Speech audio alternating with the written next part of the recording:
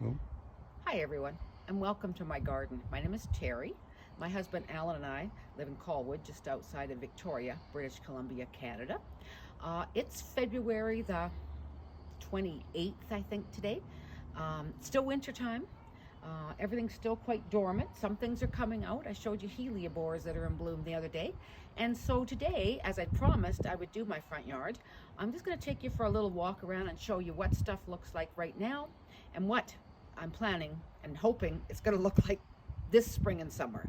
So let's get started. I think what I will do is start with these lavenders that I have a great plan for, okay? Okay, we're going to start with this lavender tree that my friend Betty, who moved back to Ontario a couple of years, gave me in this pot. And as you can see from the photo I've inserted, she had planted that snapdragon with it, and it looks very dramatic when it comes up and the lavender's in bloom and the snapdragon. And you know, I've had this recycle box that was sitting over there on the other side of it for last year, and after the potatoes or whatever I had in it were finished, these snapdragon seeds sprouted and came up, and I just left them. I thought, why not? I'll have some snapdragons more next year. But you know what I've decided to do?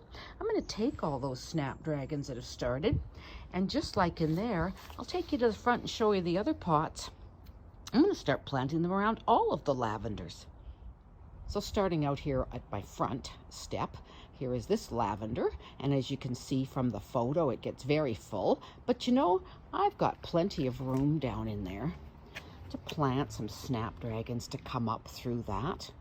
And then as we swing over to this side of the yard, I also have another tree lavender right here that I got from some of the grandchildren for my birthday last year. So you know what? I think it would look quite lovely. Instead of putting alyssum or whatever I've put under there other years, I'm going to put some snapdragons to come up.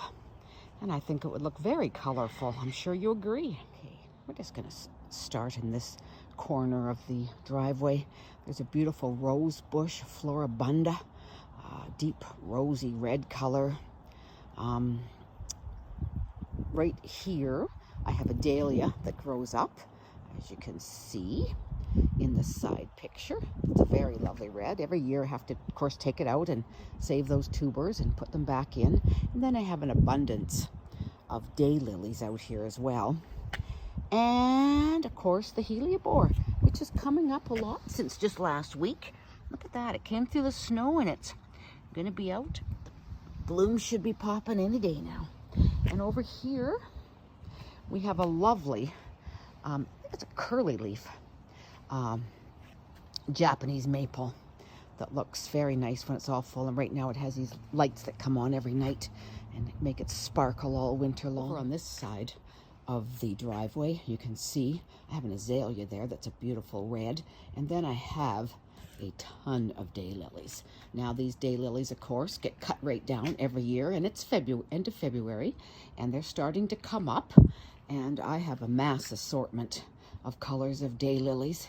But you know, daylilies are true to their name. They're a day lily. They are beautiful one day, the next day not so much, and by the third day, really you need to be deadheading to keep them looking nice.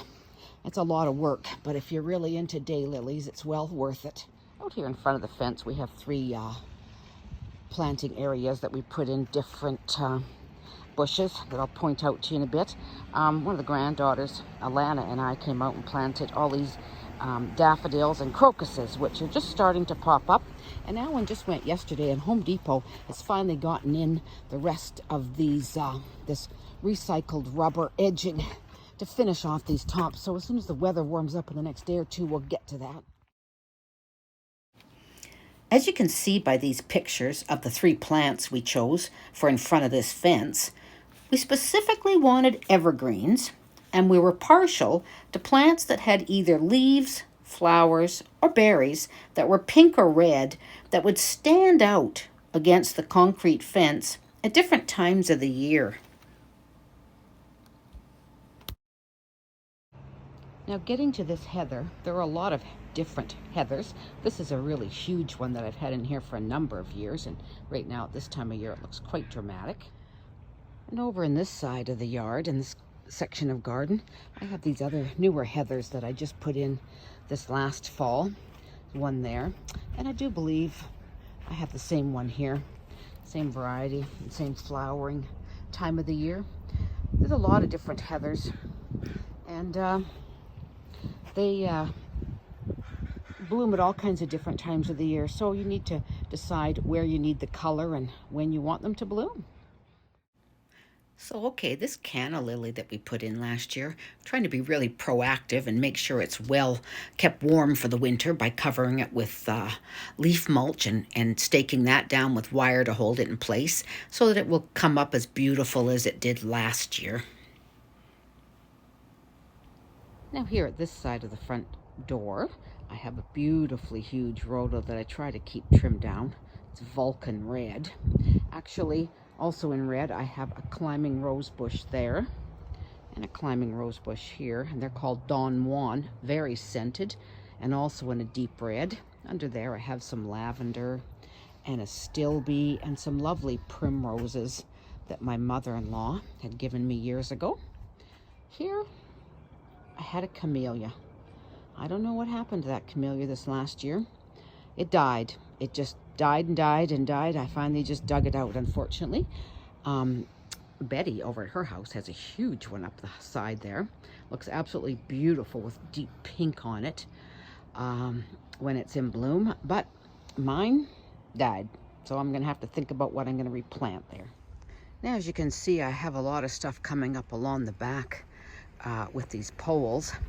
Between irises and daylilies, this back is pretty much full continuously of color all spring and summer long.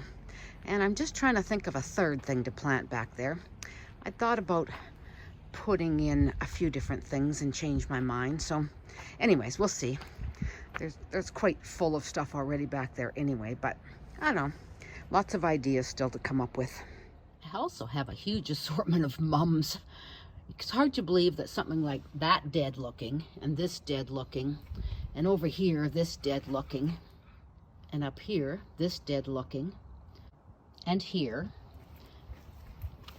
and also up here, can turn into something as beautiful as what's shown in these pictures.